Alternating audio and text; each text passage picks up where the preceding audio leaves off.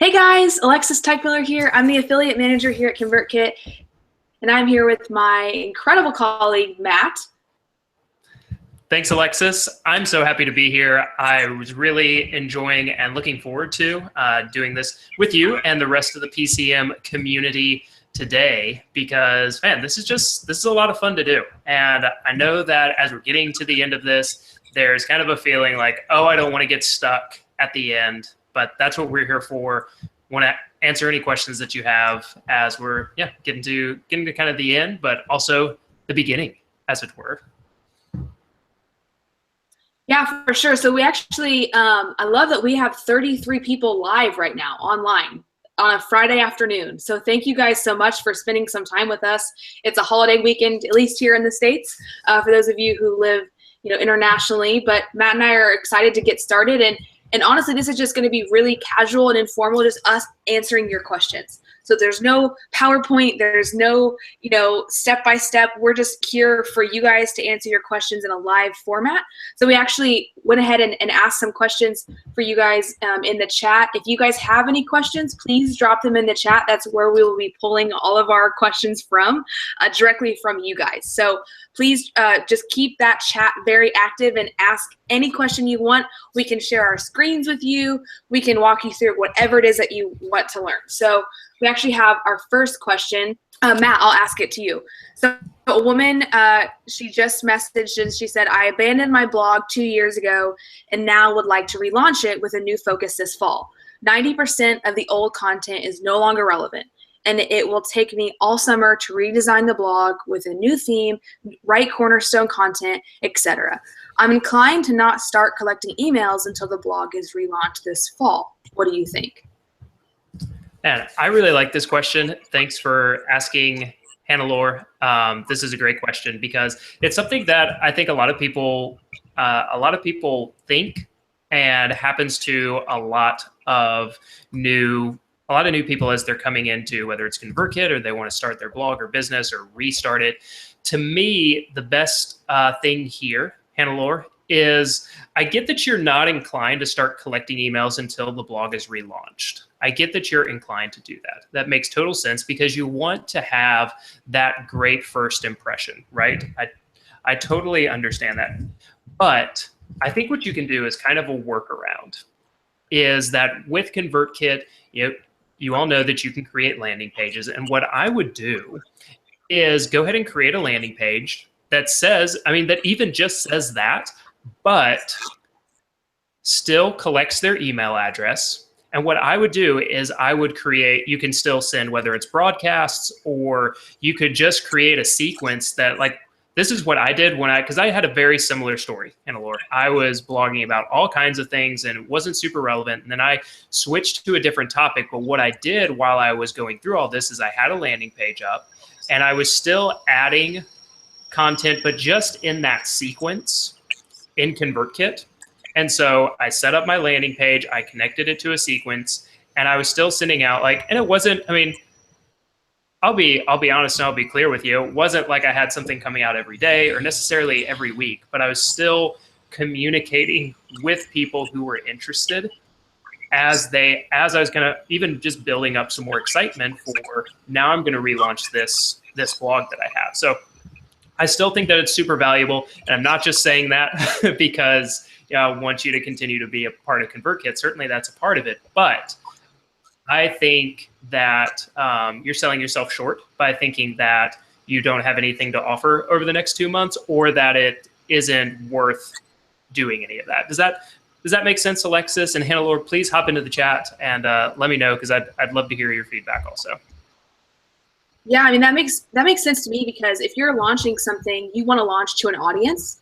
And so whenever you're able to collect those email addresses along the way, even if you're not quite ready for that blog to be launched or for a new product to come out, especially, because you guys are all PCM, especially when it comes to that product launch, building up that audience to launch to, whether that be a blog or a product, is really, really important. And she also added, which is great, she said, I don't want to confuse readers and attract the wrong audience because her old blog was about something else. And depending on how long all of you guys have been in the entrepreneurship game, a lot of times we pivot. You know, we might switch from, you know, talking and creating content around one thing, and then we might move to a different topic based on our experience or just life changes. And so I think that's 100% okay to all that old readership into where you are now. You're kind of assuming that they might not want to be involved, which isn't always necessarily true. Do you know what I mean, Matt? Yeah, totally. And what I'm trying to find also is I want you guys to, whenever you think that like, oh, this isn't going to look good enough to launch with, or this isn't something that is nice enough to present, it's not reflective of my brand or whatever it might be, I want you to go and you can, not necessarily right now, I'm going to try and actually send you guys a link to this real quick. But what you can do, I want you to look at, okay, I am going to have this for you. I want you to look at this link that I'm about to send you, everyone. This is the first website that Amazon put out. Okay. I want you to look at that. So anytime that you think like, oh, this isn't nice enough, this isn't good enough, think about Amazon's first super crappy website. And if they can build one of the largest companies in the world, starting with that, just start sharing, start working on your content. I see Hannah Laura's got some initial audience, friends and family. Yeah, it's totally fine. And that's how I started too. So I think that's great. Hey, Jamila, thanks for joining. Thanks everyone. There's so many, we got 48 online right now. I do want to say that it looks like there are 28-ish people that are viewing but aren't signed into the chat role. Please go ahead and do that because that's the main way that you get to ask questions. That's the only way you get to ask questions. That example of Amazon's, you know, original home website is a really good reflection of how much that just gets started and just put something out there. Because especially when you're building products or you're building content or a blog, we think it has to be perfect. You know, we have this idea in our head of this is exactly what it's supposed to look like, and have goals, and it's great to, you know, want it to be stellar and incredible content, but at the same time you also can't hold yourself back just because it's not ready to you know, launch. Say progress over perfection. So as long as you're making progress in that direction of your product or of your blog or of your website, you're able to actually get closer to achieving those goals versus corner of it's not ready, it's not ready, it's not ready. And that's really hard as an entrepreneur because you have this idea in your head of what it's going to be or what you want it to look like. And hey, I totally get that. So I kind of want to move to the next question. Was Allie Cooper, she asked, can I have the offer applied to, can I have the free trial applied whenever I'm ready to start up, even if I'm not ready right now? Because she said she wasn't really quite ready for ConvertKit, but whenever she is in about another month, she wanted to know if she could, you know, have that free trial. And Sally, if you just email us at help@convertkit.com, you know, we really want you to try it out now, just because you might surprise yourself on how ready you actually are. You know, you want to start building that email list right now whenever you're going to launch something. But so I would encourage you to just test it out right now. But if, you know, you can always email me at alexis@convertkit.com too, and I'd be, you know, happy to walk you through anything. And if right now isn't a good time, you know, I'd be happy to see what we could do for you later on, you know, down the road if right now isn't a good fit. Chelsea wanted to know, what are your pro tips for putting together a sales page? Matt, I'll let you tackle this one because you have a product, you know, on the side that you've built, and you've built a lot of sales pages. So take it away. Thanks. Yeah, the primary thing always for sales pages for me is that you want to be razor sharp on one single offer. So you don't want any link on that page to take them anywhere except for buy now. Okay, that's the primary thing. That's the whole point of it. If they've clicked all the way through to the sales page, they are in a mindset that they are ready to buy. Now, whether they buy or not, yeah, that is still to be determined. But you don't want to be like And you can also look over here for other examples. Like, let's say you're running a service-based business and you're like, click here to see examples of my portfolio. Gone. You don't want to do that. So it should be a clear focus on the buy now. I would have that button in multiple places throughout the page. A lot of times people think with a sales page also that you don't want to have the button too high because you want to deliver like the benefits first. We all know about, showing benefits and problem solved versus features of like, this is what you get, this is what you get. But I think that, again, if someone's coming to your sales page, they are in a mindset of wanting to buy. And if you've already convinced them through valuable content in a funnel that delivers, kind of already is a subtle sales pitch as you're building into it, that you should have a buy button right near the top, or they shouldn't have to scroll at all. If they're just like, yes, this is what I want, click buy now. But I would also have one. I normally have 2 to 3 sales buttons on a sales page. Definitely one at the top, definitely one at the bottom. And then depending on how much content I have in between that, I may throw another button in there. But I would include like the details of it. You can get down to the really nitty gritty, but you also want to, the 2 main things that I want to make sure that you include, in addition, like, of course, you're going to say like, it's a course with 10 modules, or it's an ebook with 10 chapters, but you should also include any testimonials that you have, and you should be able to get some testimonials. Why? We've talked about this in the past. Have that beta group, that launch group that's already shown an interest. Part of their role for you should be testimonials and social proof. So you'll have some testimonials from them. And then again, don't just think about it in turn. Think about, what is the superpower that your product helps them achieve. Okay. Think about what is kind of the superpower. What's the problem solved that your product helps them achieve? So like the product that I have that Alexis mentioned was that I do a sketchnote course. So visual thinking through problems, and like the superpower that I say it's going to give you is that at the end of this course, you are going to be able to remember and communicate the primary ideas from any like class, webinar, conference, sermon. You're going to be able to retain and communicate those ideas better. So that's going to be your superpower. So to recap on that, multiple sales buttons, especially one at the top. You should have testimonials. You should have problem solved / challenges overcome / superpowers achieved in your sales pages. And it should be super specific. Like, again, no links, nothing on that page goes anywhere except a checkout form. So you have anything else to add, Alexis? Yeah, I completely agree with the testimonials for sure. And also, really driving home that emotional connection of what kind of problem that you're going to solve. So as the entrepreneur, you are the guide and the customer is the hero. And so really positioning yourself as someone with authority that can help them get from point A to point B. And that's the story that you should tell on that sales page. So, you're building up that authority, you're using social proof, you're tying in those testimonials. You're also showing them the results that they're going to get after they purchase.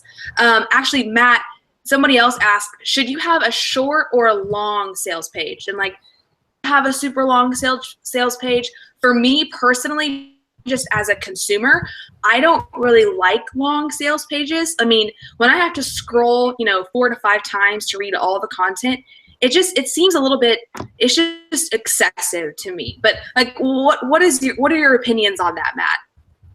Yeah, I think that's a great point to make, and a really good question. To me, I also do not like super lengthy sales pages, and here's the reason why.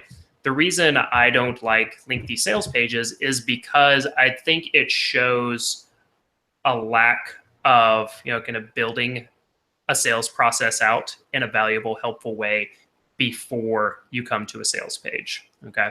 So that's where the email course, like the free email course, the sequence inside of ConvertKit comes in really handy, because you can start to deliver the value. You can show what can be accomplished. And so in a way, you're subtly building that sale, into your helpful content, so that when you make the offer, if someone's ready, it's just a no-brainer. So I would still have the testimonials. I would still have like the problem solved. I would still have the details. I would show, like for example, with the course, like what each module involves. But I've seen, like you guys, 5,000 word sales pages.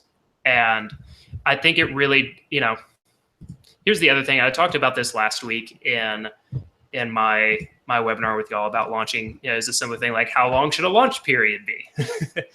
And it's a very similar answer to me. And in a way, I'm almost giving you permission to make your own map here, because I think it should be the link to the sales page should be the link that you can properly write and feel confident about, that you're communicating. And if that's 500 words, fine. Don't feel like don't feel like you have to fluff up a sales page. I don't feel that way. But it should probably be more than just a few lines. Also, if some of y'all, and I'm still working on this, but let me drop in here real quick, just so I can kind of show you. Like I use with Coach. So I just dropped into the chat the sales page for my course. And even though this can seem like blatant self-serving links, I want you guys to kind of see this is what you can do. And I'm just getting this set up on Coach, but you can kind of see how I've built this out.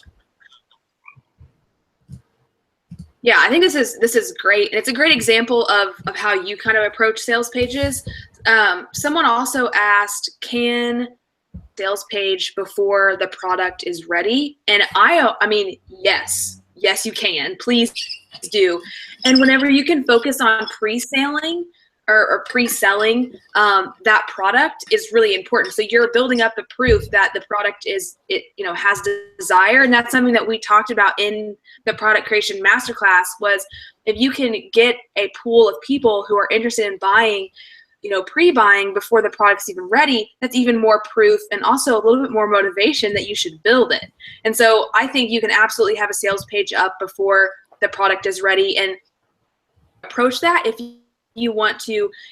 Are you simply collecting leads of you're wanting to notify people whenever the product is ready, or are you maybe you have half the course done and you're going to deliver half of it now and half of it later, and they're buying up front? I think there's a lot of different ways that you could go about that. It's more about what kind of feels most natural to you, and if you're skeptical on whether the course is going to be worth it to build out, try selling it first. And if it doesn't sell, then build it. Maybe your audience wants something else. And we always say, ask your audience first what they need and then build it. So if you're building something and you're creating a product that you haven't really consulted with your audience, or at least target audience, on yet, I would really encourage you to ask them what they want and what they're frustrated with, or how you can best serve them, and then start building products around that specific space.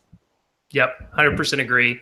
I'm going to drop another link in here for y'all. I want you to see how this is a ConvertKit. This is a ConvertKit broadcast that I sent out, and this was how a sleep retreat. That does sound kind of exciting. Lots of parents signing up for the sleep retreat. The thing that I wanted to share with you on this, and let me go ahead and share my screen real quick so y'all can see what's happening here. Oh, I know what's happening. One moment, please.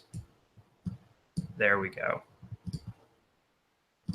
There we go. So here's my ConvertKit account. I wanted to show you guys a couple of things right here, just since we're talking so much about this.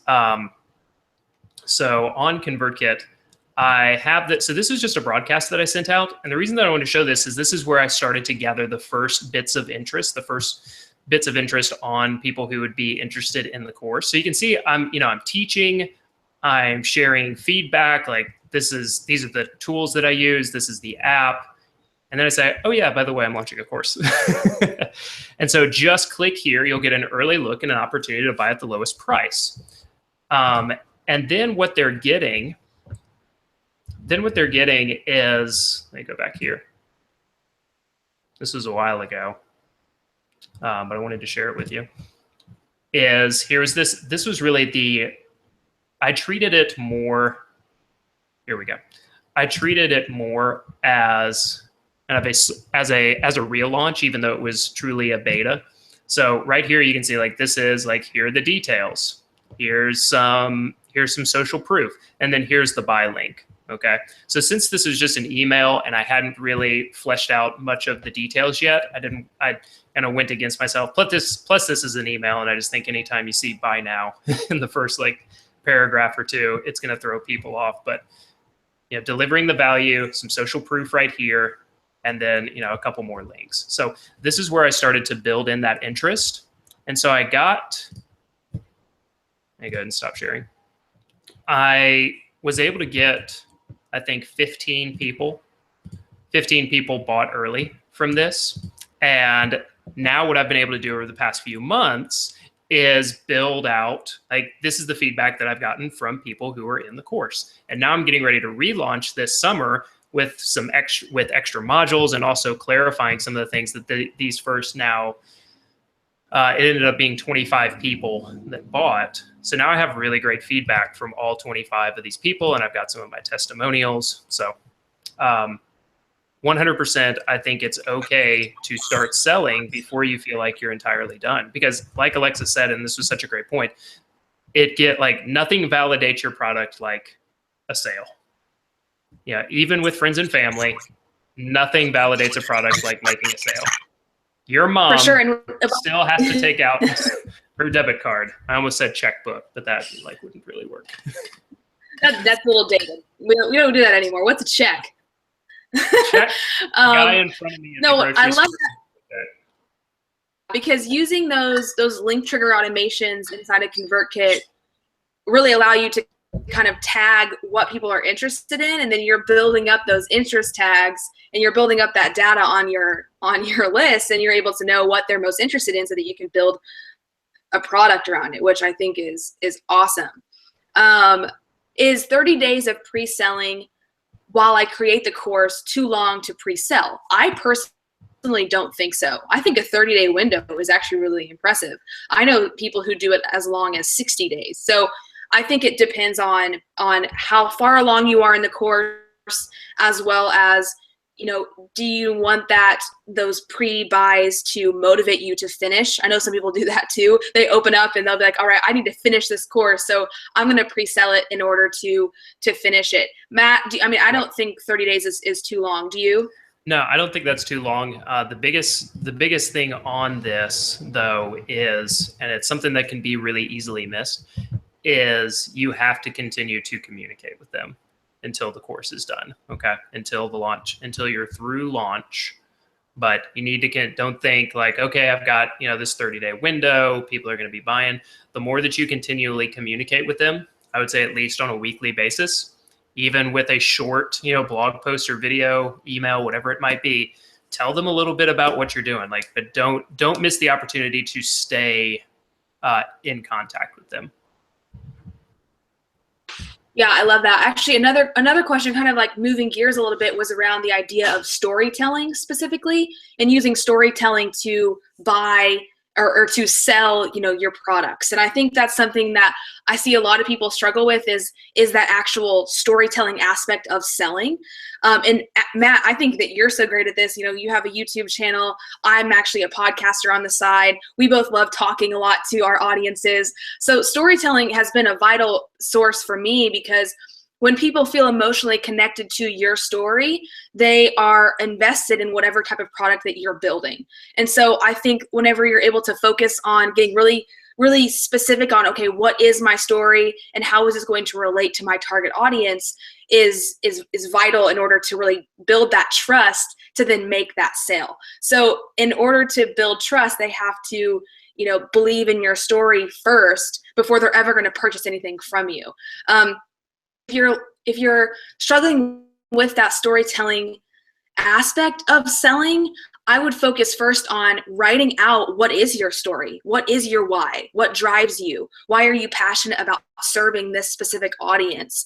And then whenever you're able to clearly communicate that with that audience, they're going to trust you because you're able to be real with them and be authentic. I feel like authentic right now is a huge buzzword in marketing and media and things like that. But whenever you can focus on being authentic, people are going to be able to feel that in that sales conversation. Matt, do you have anything to add for that?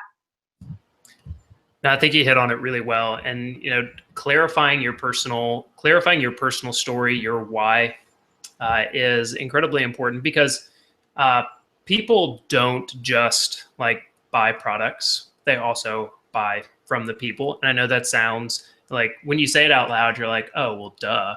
But I don't think we always connect that for ourselves. Like we just think I'm making this thing. But the more that you can inject your own personality to it, like that will only help.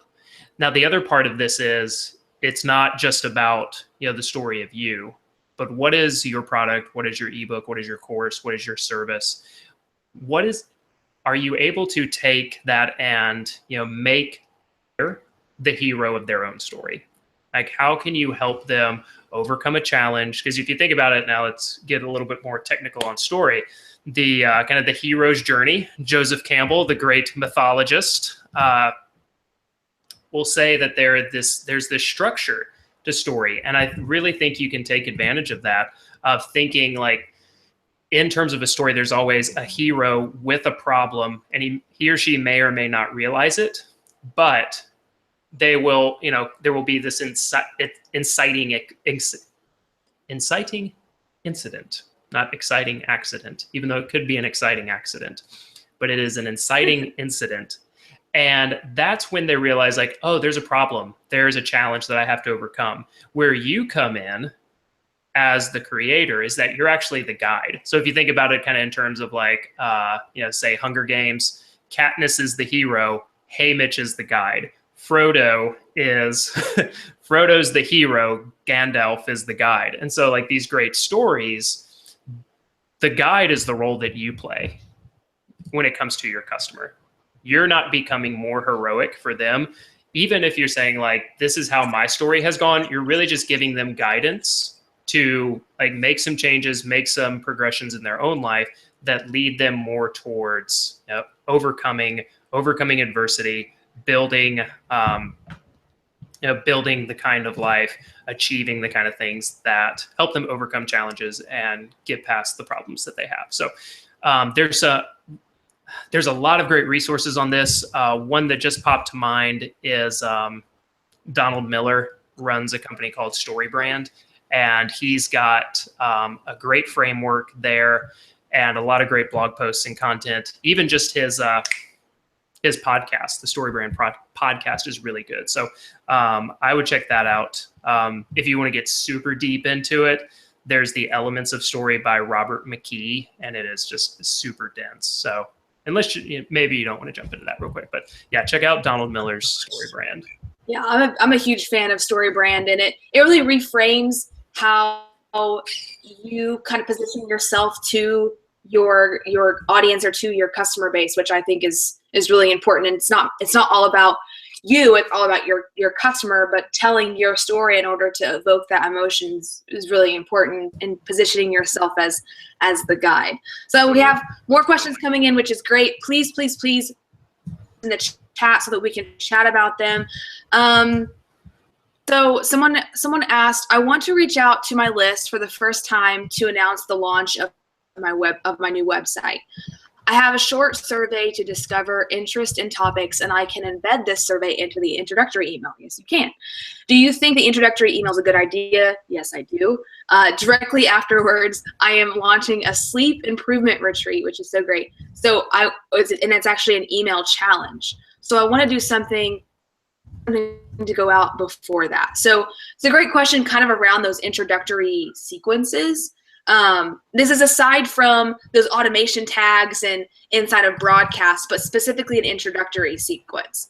I think the introductory sequences are really important, and it actually goes right along with the question about us, talking about, positioning yourself as the guide and really building that authority. So that's kind of, in my opinion, what an introductory sequence is it tells your audience who you are, why you exist to help them, and like how you're going to help them.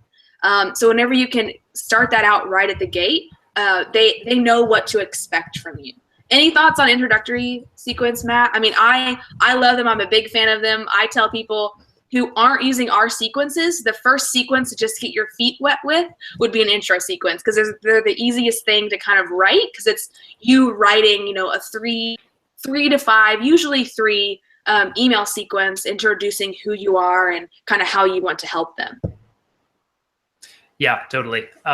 3 is a great number there also, because you can kind of set it up thinking like, this is the first email to me should be about, your topic and the problems that you want to help them solve. Email 2 can be like, this is about me and the work that I want to do, why this matters to me. And then the third email can be like, this is how I want to help you. This is what you can expect. Like, so it goes from, think of it this way. The first email is very reader focused, subscriber focused. Okay. So it's focused on you. The second email, more focused on me. And some of you can feel kind of uncomfortable about that. And that's okay, but it's not an excuse. Okay.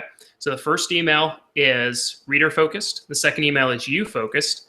And then the third email is we focused. So what are we going to do together to continue to move forward? These are the things that we're going to tackle together, and this is what you can expect from me. So think about it that way. Reader focused, you focused, we focused.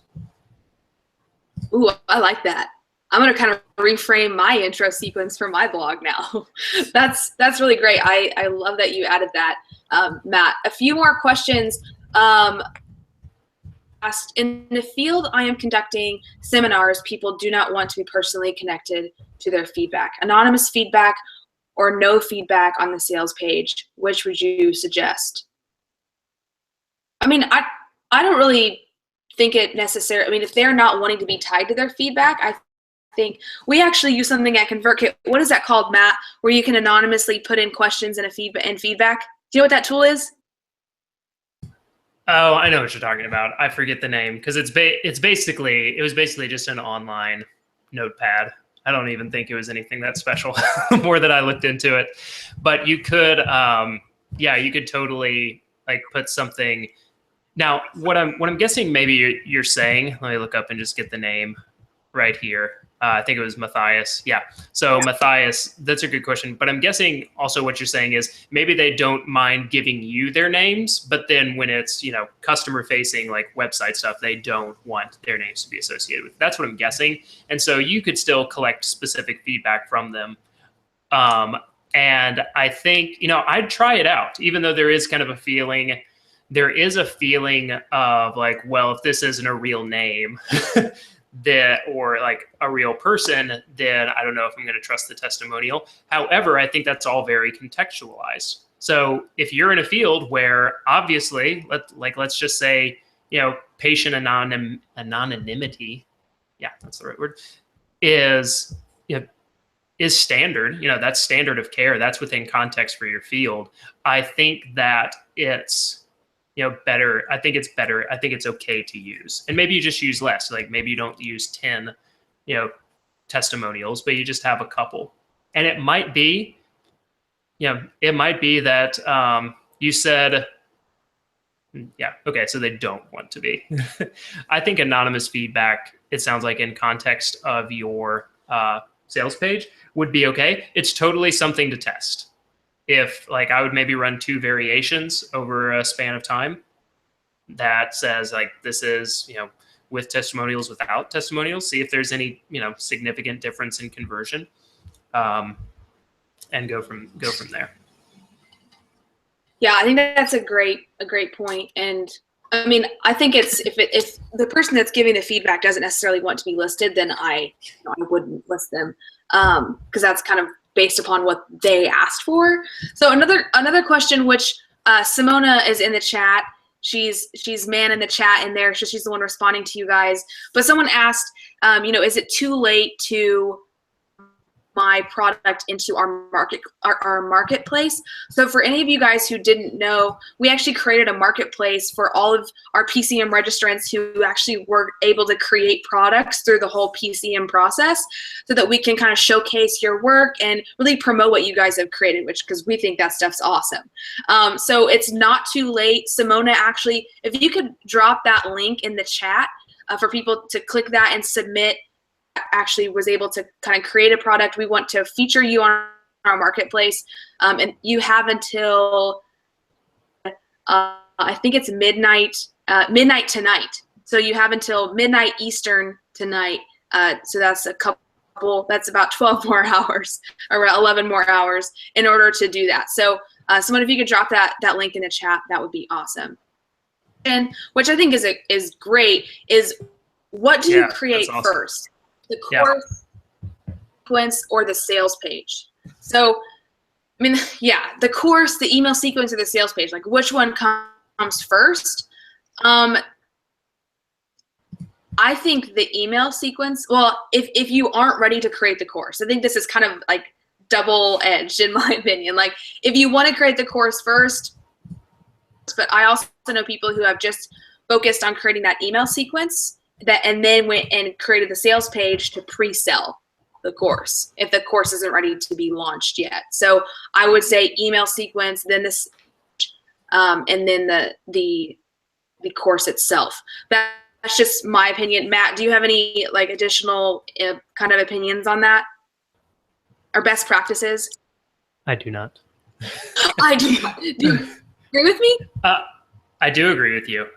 In terms of a best practice, I do 100% agree with that timing. To elaborate a bit more, what I would do is go ahead and build that sequence. What I would do is build the sequence, and I almost use like what I do right now in terms of my kind of evergreen sales that I have right now is the sequence that people go into, that they still get like pitched on at the end, is also it's a part of the bigger course itself. So it's like they're getting the first 5 lessons free through email. And then I say, if you want more, if you want like the next 10, then, click here. If you've enjoyed this, there's more, and here's why it's better. So you can, I think, use your sequence as a launching point for your larger course, because you're going to be sharing a lot of the same things. You're going to get some feedback. And, then at that point you can say like, here's the sales page, I'm building this out, and go from there. Great question. Yeah, I love that. And I think that's something that a lot of people get kind of overwhelmed with, is they're like, there's so much to do. I have to build a sales page and the course itself, and then I have to sell the course through an email sequence. So it can get a little overwhelming. So thanks for breaking that down, Matt. And also a great question. Are there any more questions please drop them in the chat. We're here. We're kind of going to wrap up here in the next few minutes. If there are any additional questions, what we'd love to stay on and answer anything that you guys have. There's a lot of questions about the marketplace, which I love seeing.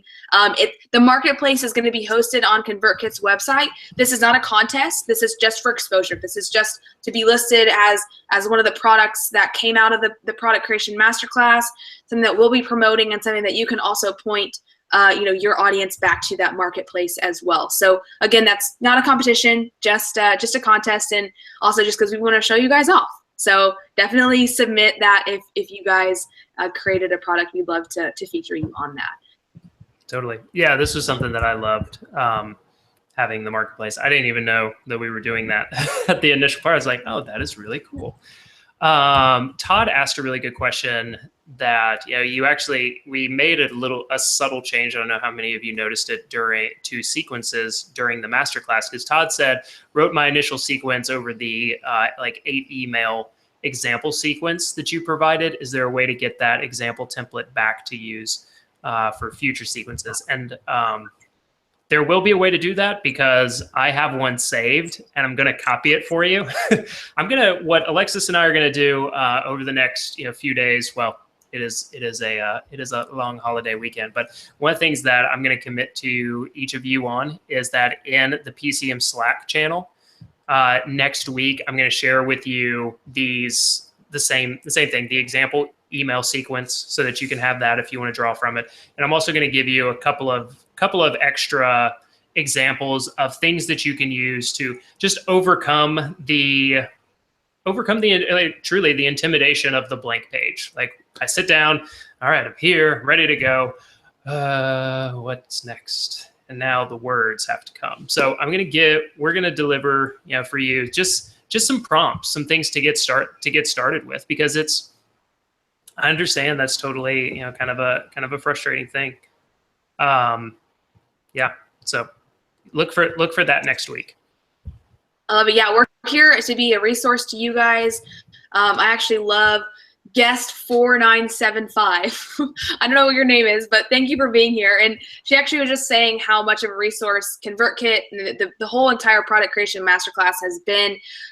Thank you. We love hearing that. That's why we created it. She said that you allowed me to enter the marketplace, at zero cost between ConvertKit, Samcart, Thinkific, and Easy Webinar. I am officially up and running at zero cost. So thank you so much. We love hearing that. That's why we created PCM. And that makes me really happy to hear. Yeah. Questions about the marketplace. Simona will just kind of be addressing the marketplace questions in the chat. She'd be happy to do that. More questions. My product is a novel that won't be published for another year.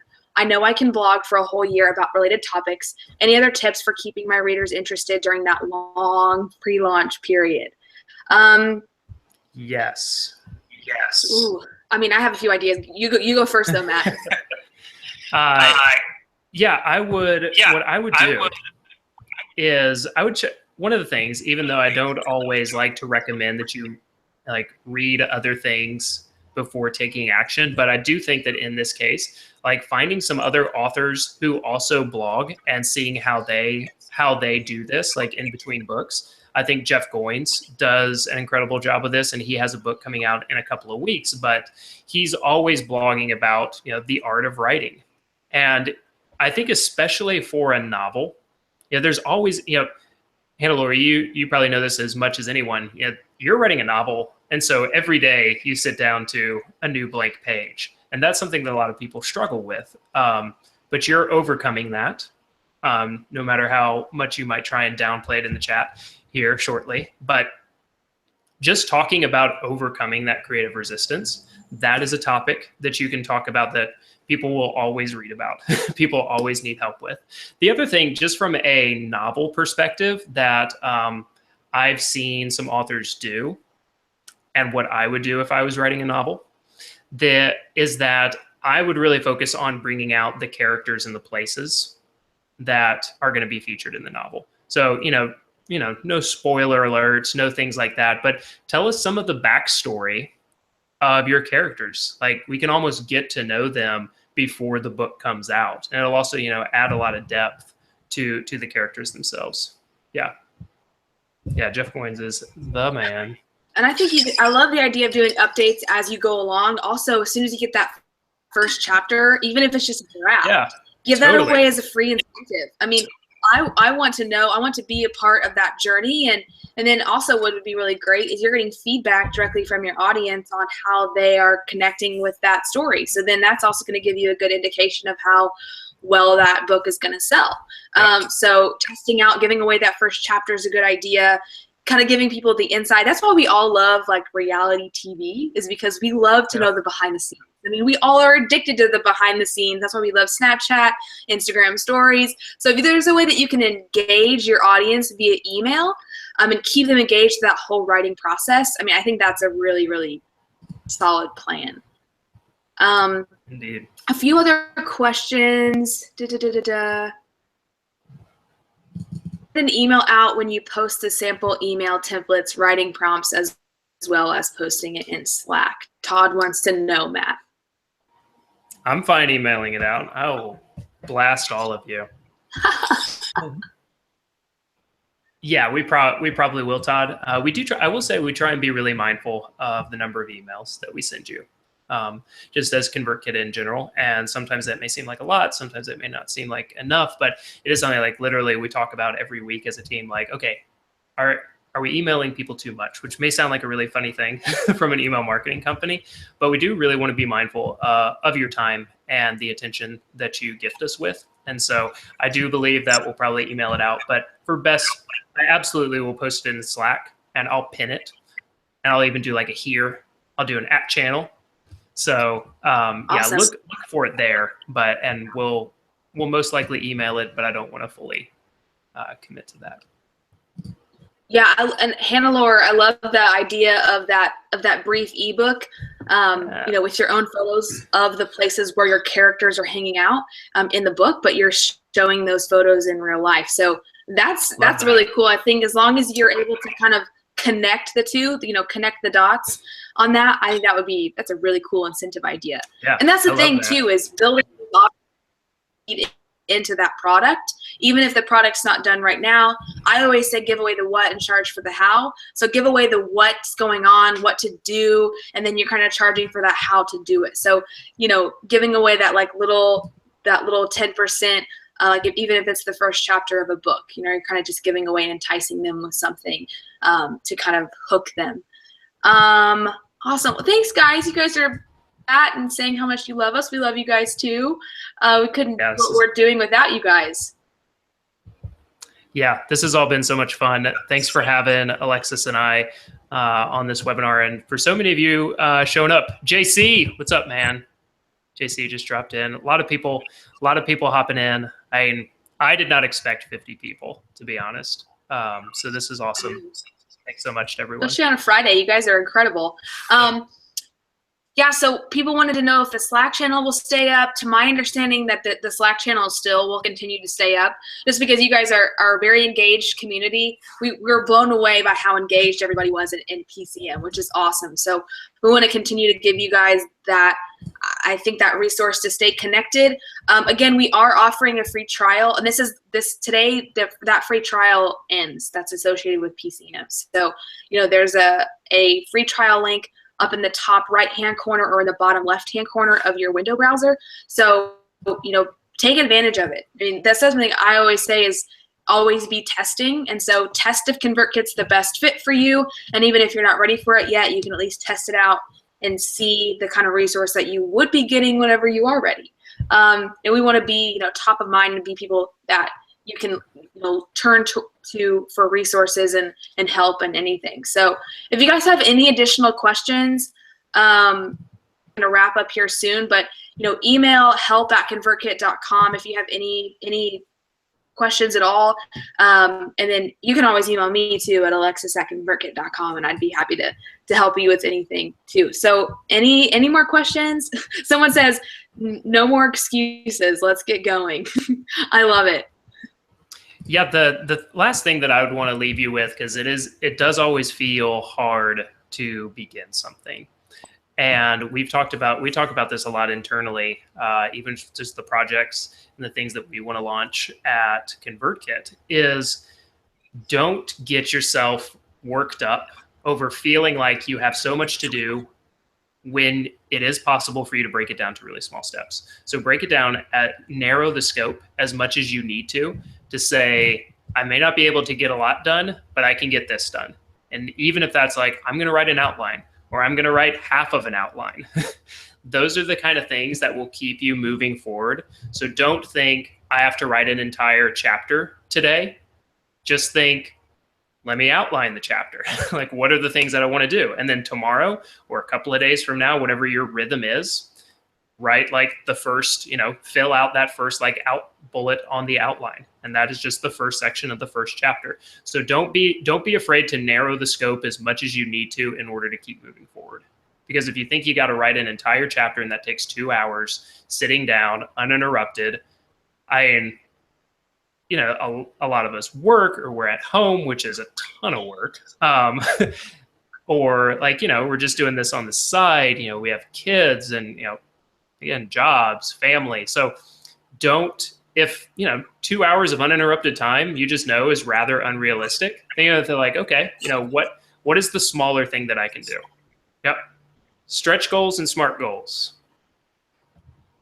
That's great, Matt. I mean, action, like whether it's 30 minutes a day, and that's something that Matt has actually really inspired me to do, is like just find 20 to 30 minutes a day and just do little things each day, so that by the end of the week you're able to really look back and see that you've made progress. So action is action. Limping or sprinting is something I always like to say. So whether you're just kind of like taking baby steps or whether you're sprinting, just kind of moving forward towards that goal is really important. And we want to be a part of that. So thank you guys so much for spending your Friday afternoon with us. We feel so grateful. Thanks for everybody for being so engaged in the product creation masterclass. Honestly, this promotion has been one of the most incredible things that we've been able to build here at ConvertKit for our community, and we're very, very thankful. So thank you for being a part of it. Make sure to grab your free trial. This is a gift. So this is our last parting gift before, we close the doors on PCM. PCM will most likely open again in the late fall or early spring of next year. So this is something that we're going to open up again, but not for a while. So this is something that's pretty special. So thanks again, guys. I really appreciate it. And please email help@convertkit.com if you have any questions. Have a great holiday weekend.